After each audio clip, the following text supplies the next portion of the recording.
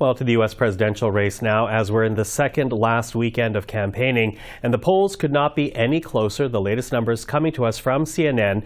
This was released on Friday, and it shows both candidates tied at 47% each in a survey of likely voters. And with a vote so close, the candidates, along with their surrogates, have been campaigning heavily in the key swing states. Well, as many Canadians keep a close eye on the race south of the border, our next guests are reminding us whoever wins the U.S. campaign, Democrat or Republican, Canada will likely face protectionist tendencies, policies that can hurt Canadian industries and the Canadian economy. Still, there are things they argue Canada can do, actions that can, quote, make Canada matter more to Americans.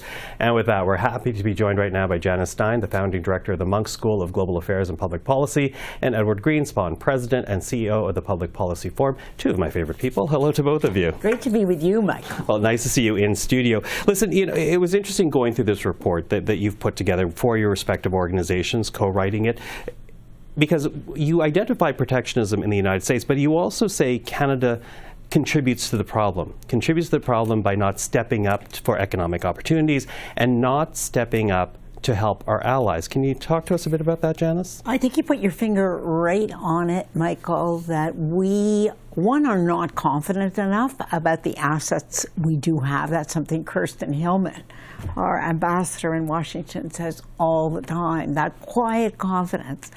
Secondly, we're not strategic enough in saying these are really important assets.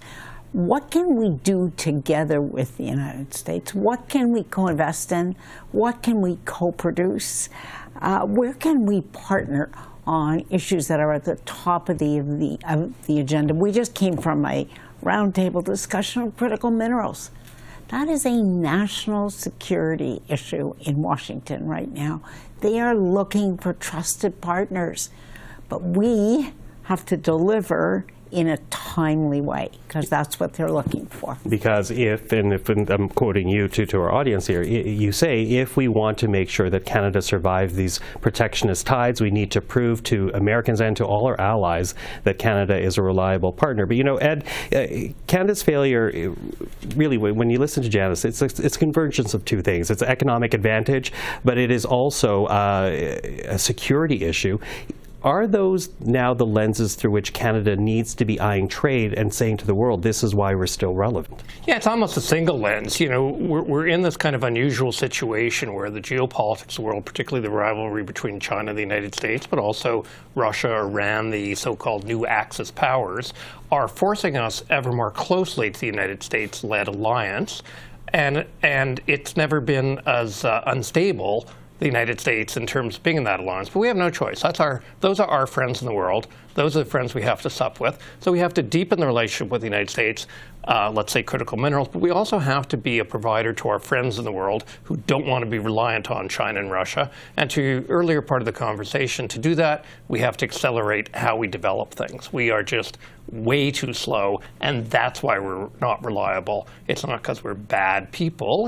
Canada's beloved among countries, but we just don't have a sense of urgency. Well, when you say that, and you note it in your report, I think about the German Chancellor coming to Canada saying that Germany needs liquefied natural gas, and immediately the answer was no. Talk to us about that kind of missed opportunity, that kind of thinking, Janice. That's such an important story in a way, Michael, because it covers almost all the issues we deal with in the report. These windows for Canada open, but don't stay open forever, right? Let's come back to a moment for critical minerals.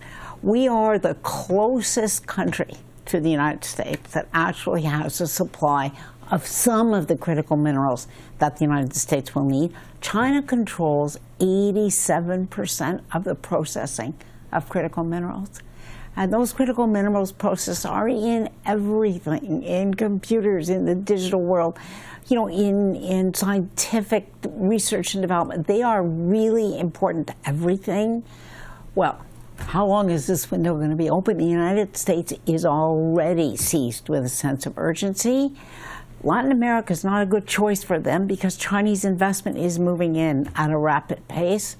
But if we take 10 years or 15 years to permit something, Michael, that is not the pace at which the United States moves. It's just not. And if we could just build on that for a second, you know, at 87%, that's twice as much as OPEC's control of oil at its height, when it was imposing embargoes and it was dictating the price to the world by controlling supply. And that's what China's doing. And in doing it, they discourage us from investing. So we got to figure that out. If the market signals that are manipulated from China tell us don't invest in critical minerals, but the security signals in the world say do invest, then that's where public policy has to step in. You know, Janice and you've mentioned some of the areas in which Canada can have this comparative advantage, critical minerals being one. What else are you identifying? Yeah. Okay. So I just say we have Arctic security, and when we identify them, we're identifying here's where we can do things together. The North really matters now. It is a frontline place, and all the northern countries that are not Russia are all in NATO now, with Finland and Sweden come. So we have an opportunity to do things together broadly and with the United States. Critical minerals, as you say, energy, uranium is a great example. The United States is highly dependent still on Russia and its client states for uranium. Canada is the other big producer in the world. So just like the Chancellor from Germany came here, everybody's coming. What can we do in uranium? What can we do in nuclear? Canada is powerful there. And finally, technology. There's some advanced technologies where we are good, and we need to, you're not going to matter in the world if we don't matter in AI. So we need to make sure we matter. You know, Janice, you talk about speed, but the other challenge here is money. Like, none of this stuff is going to come cheap. I think about critical minerals alone and the Ring of Fire, and there is no road right now to the Ring of Fire. Talk to us about the money challenge, because it's not like governments are stepping forward to say, we're awash with cash, we're going to make this happen. No, we know our government is not awash with cash. And our government debt is high right now, Michael, and that's not going away.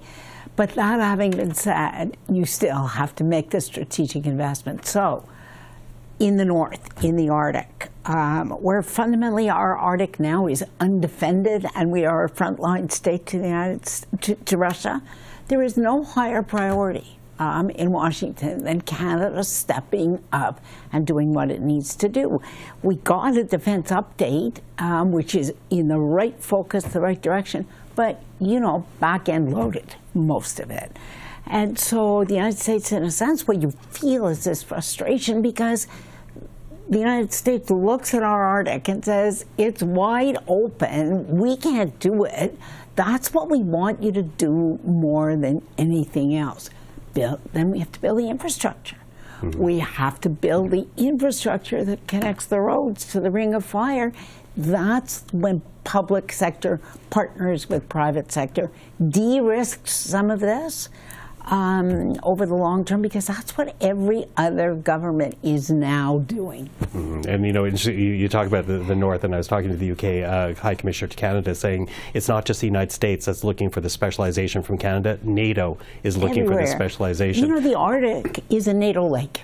Except for Russia. That's how we have to think about it. And it's a technology play in the modern world. It's like having sensors. We're good in space, having sensors in space, having sensors underwater. This is where the technology and all the other pieces actually come together. Okay, quickly running out of time, but a quick answer from the two of you. You've put together this policy paper. There's no guarantee that someone's going to pick up this policy paper. What's your fear if officials, leaders, business, political, otherwise, don't listen to this economic advantage you see for Canada? Well, I can tell you I worry that our productivity will continue to decline, Michael. Our standard of living will continue to drop. And so I have a redoubled sense of urgency. There was a transition coming in the United States. The free trade agreement, CUSMA, NAFTA, however you want to call it, is coming up for revision. It doesn't matter who's president. That will focus the mind of Canadians. Let's go back to the fundamental factor here, Michael. 78% of our exports go to the United States. Quickly, and Canadians like to be good allies. They like to be engaged in the world, and this is an opportunity. So if leaders fumble on this, we will both have the economic consequences, but Canadians will also feel cheated that there are those opportunities of German chancellors coming over and Korean prime ministers and others saying, help us, and we will not have risen to the occasion, and so we will have let down the world. The world actually does now kind of, in a way, need Canada for the 3 or 4 or 5 or 6 things that we're exceptionally good at and good alternatives to China and Russia. And we don't step up, I think Canadians will be deeply disappointed. May I borrow that? because if people want to learn more about it, you can look at the policy paper in the Public Policy Forum. Ed, Janice, really appreciate the time. Thank you for this. Such a pleasure to be with you, Michael. And you. Thank you, Michael. Thank you.